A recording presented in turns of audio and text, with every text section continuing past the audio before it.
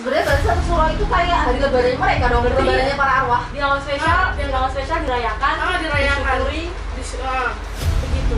Berarti masakan kesukaannya para arwah yang udah meninggal itu. Kacau.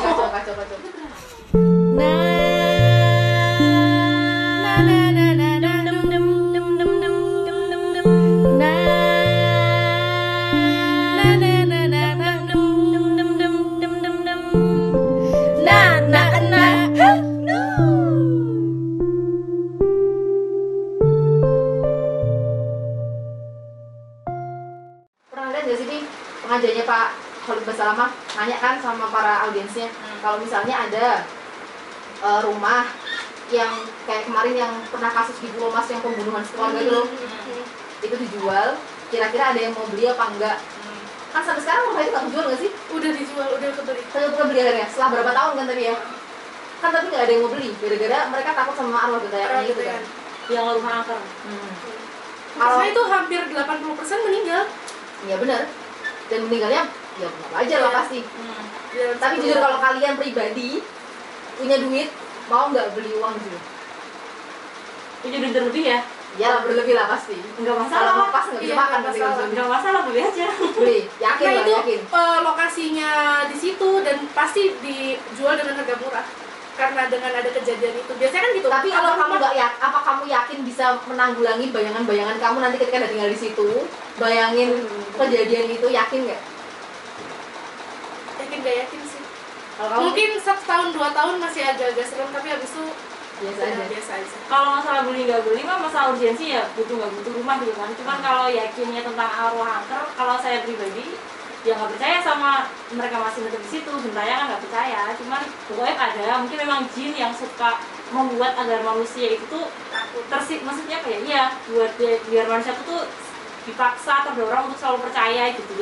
Jadi mungkin memang kalau dibilang angker banyak jinnya, iya, tapi bukan berarti itu arwah penasaran para almarhum mantan penghuni rumah. Kalau saya kayak gitu. Itu beli nih. beli sih beli karena kalau mikir logika kalau punya uang banyak dan itu tuh di Pondok Indah. Iya sih. Pasti kalau misalnya rumah angker atau rumah apa habis kejadian apa langsung turun. Nah, kalau aku pribadi beli secara logik ya pasti beli. Tapi bahwa gimana ya? Kadang-kadang orang-orang tuh tahu bahwa itu semua tuh muncul karena ketakutan diri mereka sendiri, dan mereka tahu bahwa dia nggak bisa mengontrol ketakutan itu. Nah, daripada mereka harus menghadapi ketakutan yang berlebih, akhirnya memilih untuk nggak beli. Dan aku yakin kalau misalnya aku beli, ada beberapa anggota keluarga aku yang nggak bakal mau. Mikirnya, udahlah, cuman lah. Bukan alasan nanti ada orang katanya enggak, tapi kayak nggak enak bit hawanya, kayak gitu pasti. Nah, tapi masyarakat juga soalnya udah.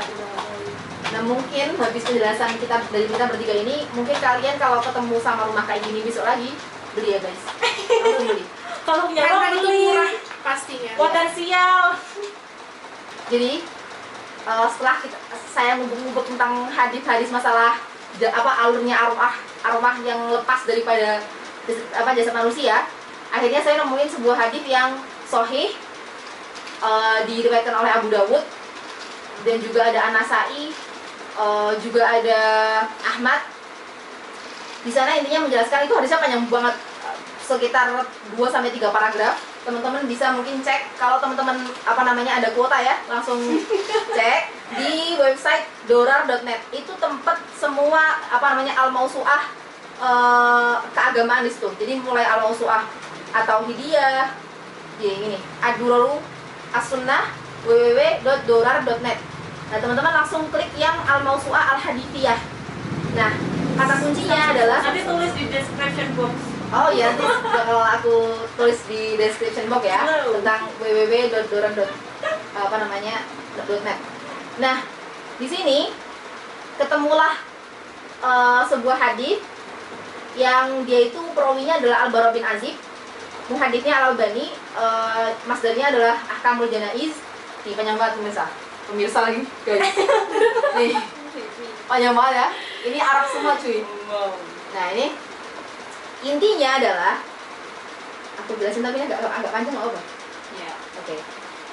Jadi orang itu ketika dia meninggal, ternyata ketika dia meninggal itu yang pertama kali datang itu adalah jelas malaikat maut, ya kan? Nah, di samping malaikat maut itu nanti ada namanya malaikat rahmat. Jumlahnya 2 orang kalau disebutkan ya, malaikat rahmat. Dia kalau misalnya yang meninggal adalah orang mukmin, maka nanti malaikatnya itu datang dari surga dan membawa kayak kain yang udah kasih parfum. Kalau di sini riwayat hadisnya dikatakan parfumnya namanya hanut pakai kok. Nah, hanut itu katanya harumnya itu melebihi parfum Chanel, Body Shop, Zara gitu-gitu, kalah jauh lah pokoknya. Nah, udah habis itu ketika si malaikat mautnya itu mau nyambut si arwahnya itu, kan dia bilang ya ayyatuhan nafsul mutmainnah gitu kan. Nah, seketika si arwahnya itu dia kan siap untuk dijambut dan keluar sendiri kayak digambarkan oleh Nabi itu kayak air yang keluar dari ceret, halus banget gitu ya. Itu pun tersakit guys, soalnya tahu sendiri ketika Nabi Muhammad mau dicabut sampai dia bilang dia pengen menanggung semua rasa sakitnya para hamba-hambanya nanti, para umatnya nanti, para umatnya nanti gitu, sakit-sakitnya. Nah, ketika udah diambil sama malaikat maut, langsung buru-buru direbut sama malaikat rahmat, karena malaikat rahmat pengen banget nyambut arwahnya orang mukmin ini. Langsung diselimuti pakai kain dari surga itu dan juga parfum dari surga, terus dibawalah ke langit, 7 langit di atas itu. Tapi sebelum masuk ke 7 langit di atas itu kan harus nembus langit bumi dulu tuh. Nah, itu harus minta izin malaikat rahmat itu. Minta izin sama siapa? Minta izin sama Allah jelas. Intinya saya membawa arwah ini namanya Fulan bin Fulan dan lain sebagainya. Sama Allah langsung disuruh bukakan langit bumi itu. Dan karena saking istilahnya kayak on point banget si arwahnya itu udah wangi, terus badannya bersih dan lain sebagainya, sampai setiap penghuni dari malaikat yang ada di tiap langit selalu nanya, woi malaikat rahmah, itu siapa tuh yang kamu bawa? Kok rupawan banget, kok harum banget, kayak gitu. Dan malaikat rahmah bilang, ini Fulan bin Fulan, dia menyebutkan nama daripada hamba itu dengan nama terbaik yang pernah dia dipakai di bumi. Jadi misal nama saya misalnya, nyebut ya, kan nggak apa-apa kan? Misalnya nama saya Siti Badiah gitu ya. Siti Badiah itu nama kita temenin nanti. Siti Badiah. Siti Badriah gitu misalnya ya. Terus dia punya nama julukan misalnya Otong atau Sibat atau macam-macam lah. Tapi nanti dia akan dipanggil Siti Badriahnya, bukan Otong bin Otong gitu, bukan. Atau Sibat bin Sibat, itu nggak mungkin. Nah, terus habis itu nanti setelah lapor ke Allah, belum sempat ketemu Allah udah bilang begini, malaikat, kembaliin tuh si arwah ini menuju bumi sebagaimana aku ciptakan mereka dari bumi. Udah diantar sama malaikat sampai ke bumi lagi. Terus di sana itu belum selesai guys, jadi nggak kemudian terus mereka jalan-jalan di di rumah gitu, enggak. Dimasukkan ke liang lahat, barulah kemudian malaikat Munkar Nakir datang. Waktu di situ malaikat Munkar Nakir datang, disidang lah dia, tanyain man robbuka dan lain sebagainya. Nah, di situ kalau misalnya si orang mukmin itu bisa jawab, kok aku jadi kayak paling banyak ngomong ya di sini ya? It's okay, emang paling tahu. Okay. Nanti di sesi berikutnya bukan aku yang paling banyak guys, jadi jangan bosen ya. Nanti yang berikutnya pasti mereka berdua yang paling banyak ngomong. Nah, itu nanti dia bisa jawab dan lain sebagainya. Seperti halnya yang Allah firmankan dalam Quran surat Ibrahim ayat 27, bahwasanya yutsabitullah, Allah akan menetapkan qaul tsabit itu pada orang-orang mukmin di dunia dan di akhirat.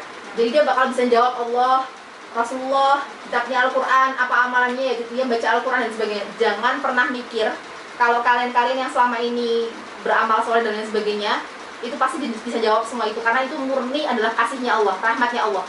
Nggak semua orang bisa menjawab itu. Jadi kita selama hidup memang harus nyari rahmatnya Allah itu. Nah, terus nanti habis jawab, terus nanti malaikat itu disuruh Allah, kayak ada suara gitu ya, tapi nggak ada wujudnya.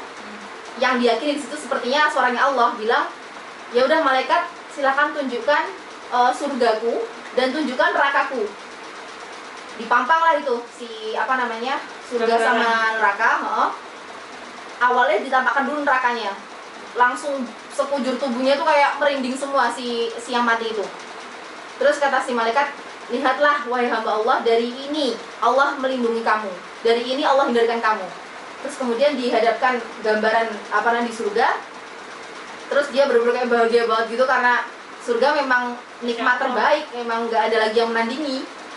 Terus habis itu dia bilang, dari inilah Allah menjaga kamu agar kamu masuk ke sini, kayak gitu. Terus akhirnya dia dilapangkan kuburnya seluas mata ia memandang. Bayangin, seluas mata memandang. Kamu lihat ke sana itu masih liang lahatmu, kamu ke sana masih liang lahatmu. Jadi luas banget.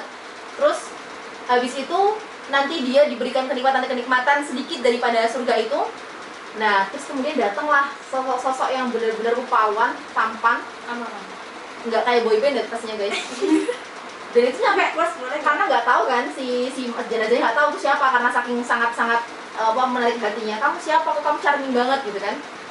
Terus dia bilang, aku amalanmu yang selama ini dijanjikan oleh Allah kepadamu, dan aku bakal nemenin kamu di sini. Itu enak banget guys. Nah, habis itu ya udah selamanya dia bakal kayak gitu. Dan dia sampai bilang gini si mayatnya, ya Robbi ajil yaumas sa'ah. Ya Robbi, kalau gini caranya cepetin dong hari kiamatnya biar aku bisa menikmati surgamu dengan totalitas kayak gitu loh. Dan kamu jangan mikir kayak gini, oh makanya tuh enak. Terus dia kadang-kadang makanya jalan-jalan ke rumah-rumah orang. Enggak guys, boro-boro dia ngabisin nikmat yang ada di liang itu nggak habis-habis sampai hari kiamat. Apalagi dia mikir mau jukuin kalian, jangan GR gitu loh maksudku tuh. Itu ketika orang mukmin ya. Itu udah orang mukmin. Nah, kalau misalnya kebalikannya. Ya, dibayangin gitu ya, kalau orang kafir pas lagi dicabutnya, kalau dalam riwayatnya ada snippet aja ya. Kalau pas lagi di riwayatnya itu, pas dicabut aja tuh kayak rasanya tuh kayak ada bulu domba wol yang dijabut pakai garukan tuh loh. Jadi susah banget keluarnya. Jadi waktu dia bilang, wahai jiwa yang busuk, kamu akan aku cabut, kata malaikat maut. Tahu nggak apa yang mereka lakukan? Semua arwah itu lari ke ujung-ujung tubuh kita. Karena kenapa? Mereka berpencar, nggak mau dicabut, saking takut sakitnya. Nah, setelah dicabut langsung diambil pakai kain dari neraka, dan mau wangian namanya musuhun dari neraka. Baunya kayaknya paling bau apa kalau di dunia ini? Pace lebih bau lagi ya. Kos kaki bau lagi lah. Masa lebih bau tempat sampah paling bau lah. Sampai waktu mau nembus langit bumi ditolak semua sama penduduk langit, dan termasuk Allah nolak dan minta langsung dikembalikan ke bumi langsung. Tapi cara kembalinya nggak diterbangin cuy. Gimana coba? Dilempar, jatuhin. Itu ada di Quran surat Al-A'raf ayat 40. Jadi dilemparin, sempat disambar sama burung juga, terus diterbangkan sama sama angin, masuklah ke dalam. Dan bisa dibayangkan kan gimana, intinya sama persis kayak yang tadi ritmenya, tapi yang dia itu disiksa dengan cara diremukkan badannya, terus nanti akan didatangkan malaikat penyiksa yang dia dibuat nggak bisa dengar, tuli, buta, nggak punya rasa. Jadi tiap hari cuma kerjanya gebukin orang itu sampai hancur seperti pasir, debu. Habis debu, nanti sama Allah dijadikan utuh lagi. Gitu terus. Dan nanti yang nemenin dia yang buruk rupa, bau busuk, amalannya itu terus keulang-ulang terus. Jadi jangan pernah GR orang-orang yang mati yang mungkin bunuh diri yang jelas dibenci oleh Allah. Terus orang-orang yang matinya mungkin zina dan lain sebagainya. Ya Allah, nggak sempet kali mikirin menjenguk kalian, ngurusin dirinya aja ribet, rusuh udah di dalam tuh. Jadi nggak habis pikir sama pikirannya orang yang mikir arah gentayangan itu gimana gitu kan. Tapi sebenarnya stigma masyarakat tuh juga berlandaskan, misalnya nih ke suatu rumah angker, ada penampakan, ditanya kamu siapa, itu kan izinnya. Bener. Di situ nanti pasti kebanyakan ya, mayoritas saya lihat banyak YouTubers Indonesia lah yang buat konten-konten macam di TV nasional, itu pasti nanti bunuh diri. Si arwah ngaku, saya ini loh, saya mati tahun ini loh, gini-gini. Nah itu pasti mestinya menurut, karena ini disakitin, gini-gini, dan lengkap banget ceritanya tuh, detail banget. Ya, banyak sih YouTuber kayak gitu. Jadi faktor pendorong, nggak perlu disebutin ya mereka. Faktor pendorong masyarakat untuk percaya tentang hal ini itu sangat besar gitu. Apalagi karena jinnya sendiri juga ngaku-ngaku seperti itu. Bahkan dengan teknologi juga jadinya kayak gini juga sih. Yang nyebar tuh malah bukan yang kayak gini-gini, diskusi kayak gini, tapi yang nyebar yang ya kemarin juga baru ada dua YouTuber juga. Yang satunya bilang nggak percaya arwah gentayangan, satu lagi bilang percaya arwah gentayangan. Oh ya, ini video selipan ya guys, soalnya yang kemarin hilang, nggak tahu kemana. Jadi ini video selipan. Kenapa maksa banget harus tetap record ini, karena ini bagian yang penting banget dan teman-teman mesti tahu dan mesti teredukasi baik tentang hal ini. Jadi sebenarnya stigma masyarakat tentang adanya arwah gentayangan itu nggak salah sih guys, soalnya emang banyak banget simpang siur info, baik yang itu sifatnya dari budaya ataupun yang bahkan mengatasnamakan syariat. Nah, akhirnya menelusuri sana sini, dapatlah ada hadis yang bisa dibilang meyakinkan banget sih dari segi matannya dan dari segi perawinya. Oke, saya bacakan ya. Jadi ini diriwayatkan dari Abu Hurairah. Jadi an Abi Hurairah radhiyallahu anhu an Rasulillahi sallallahu alaihi wasallam, idza matal mu'minu hamaruhu hawla darihi syahran fayanzuru ila man khalafa min 'iyalihi kaifa yaqsimu malahu wa kaifa yuaddi duyunahu fa idza atamma syahran rudda ila hafratihi fayahumu hawla qubrihi wa yanzuru man ya'tihi wa yad'u lahu wa yahzinu 'alayhi fa idza atamma sanatan rufi'a ruhuhu ila haitsu yajtami'u fihi al-arwahu ila yaumi yunfakhu fis-sur. Nah, teman-teman mungkin yang pernah dengar hadis ini dan kayak sangat familiar dengan bunyi hadis ini, memang benar adanya, banyak sekali bertebaran hadis dengan matan ini. Artinya adalah diriwayatkan dari Abu Hurairah radhiyallahu anhu dari Rasulullah bahwa apabila seorang mukmin meninggal dunia, maka arwahnya berkeliling-keliling di seputar rumahnya selama 1 bulan. 1 bulan ya, berarti hampir mirip sama konsepsi ruh yang bergentayangan selama 40 hari yang beredar di masyarakat. Terus ia memperhatikan keluarga yang ditinggalkannya, oke, sama persis ya. Bagaimana mereka membagi hartanya dan membayarkan hutangnya. Apabila telah sampai 1 bulan, maka arwahnya itu dikembalikan ke makamnya dan ia berkeliling-keliling di seputar kuburannya selama 1 tahun. 1 tahun ya pemirsa, ini melebihi 40 hari. Jadi teman-teman yang mungkin pernah datang ke acara, mohon maaf kalau ini menyinggung, tahlilan 1 tahunan gitu ya. Nah, mungkin berdasarkan pada hadis ini. Kemudian sambil memperhatikan orang yang mendatanginya dan mendoakannya serta yang bersedih atasnya. Apabila telah sampai 1 tahun, maka arwahnya dinaikkan di tempat di mana para arwah berkumpul menanti hari ditiupnya sangkakala. Kalau kita secara semena-mena memahami konsepsi 40 hari bergentayangannya para arwah dan lain sebagainya itu hanya berdasarkan hadis ini, maka ada lagi yang bisa saya pahami sebagai pemahaman konfrontatif karena menjauhkan pemahaman komprehensif, dimana kalau kita hanya berpegang teguh pada hadis ini, sementara hadis ini sendiri seakan-akan meniadakan adanya siksa kubur, karena sehabis 1 tahun, sehabis dia istilahnya bertamasya di makamnya, dianya langsung diangkat di tempat para arwah berkumpul. Otomatis tidak ada di sini proses siksa kubur. Nah, itu jelas meniadakan hadits-hadits lain yang berbicara tentang siksa kubur. Nah, kemudian ternyata setelah saya coba menelisik tentang hadits ini, baik melalui Maktabah Syamilah dan juga aplikasi-aplikasi online yang terpercaya seperti yang sudah saya sampaikan sebelumnya, mungkin melalui beberapa postingan di Instagram tentang website dorar.net, dimana itu sejauh ini adalah alat pencari hadis yang paling cepat dan juga lengkap.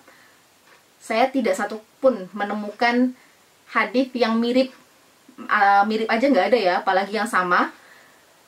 Maka bisa dikatakan bahwa hadis ini perlu dipertanyakan orisinalitasnya, atau mungkin bisa dibilang bahwa hadis ini sebenarnya maudhu alias palsu, hanya dibuat-buat untuk kemudian menguatkan pendapat seseorang saja, atau bahkan dengan maksud-maksud lain yang kita tidak pernah tahu.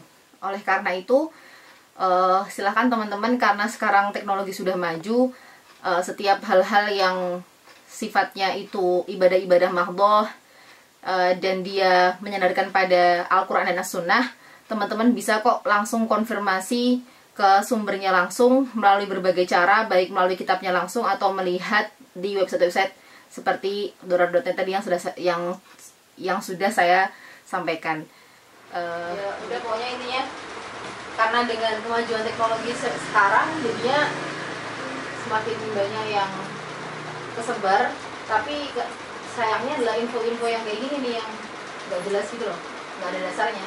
Ya jelas kita percaya gaib, tapi kan kalau masalah kayak gitu ya jelas, maksudnya hadisnya juga udah ada sahih, dia mengatakan bahwa itu jin yang menyerupai gitu. Ya Al-Quran juga menjelaskan kan, Al-Quran sama hadis juga harus digabungkan untuk mendapatkan pemahaman yang komprehensif, jangan dipisah-pisah, karena kalau dipisah-pisah ya itu guys, kamu bakal nemuin pemahaman-pemahaman yang celeweng kayak tadi itu. Ya intinya itu jin yang menyerupai, bukan yang abis kerja rodi terus kecapean meninggal terus dia cerita. Oke, bener banget, itu bener-bener jin. Tapi aku juga suka nonton kok. Seru kan? Gimana Iya, dong? Seru. bener-bener Iya, nonton. tapi aku nontonin kok. Karena kayak lawak aja gitu, jadinya kayak Masa? Oh iya, kayak gitu aja. Karena itu detail banget ceritanya. detail banget, saya baju-bajunya warnanya pun jelasin, waktu itu aku pakai baju ini dan pembunuhnya kayak gini. Kayak kamu tuh nggak perlu baca buku sejarah, kamu nonton aja yang mereka lagi searching si hantu-hantu noni-noni itu. Ini ada backsoundnya ada ya guys ya, nggak apa-apa. Oh ya, sebelum kita mengakhiri, kita mau kayak bukan sombong-sombongan, kita kayak pengen ada tanggung jawab keilmuan aja sih. Kenapa kita berani ngangkat tema ini? Ya sebenarnya kita sangat fakir ilmu, kita juga bukan ahli di bidang ini, kita nggak bisa, kita bukan ahli ruqyah, kita bukan ustazah tersohor apalah, kita bukan. Cuman apa ya, ini sedikit ilmu yang kita tahu, kita suka belajar, kita suka sharing. Kalau kalian punya pengalaman atau ilmu yang lain-lain, boleh kok berbagi sama kita. Dan komen kalau misalnya ada kisah-kisah lain, mau horor maupun nggak horor. Begitu dari kita, sekian untuk hari ini, untuk kali ini. Jika ada kesalahan kata kami mohon maaf, dan jika kami terkesan menggurui juga kami mohon maaf, karena kami juga masih butuh banyak belajar dan butuh banyak ilmu. Begitu. Oke, assalamualaikum. Sekian. Wassalamualaikum warahmatullahi wabarakatuh.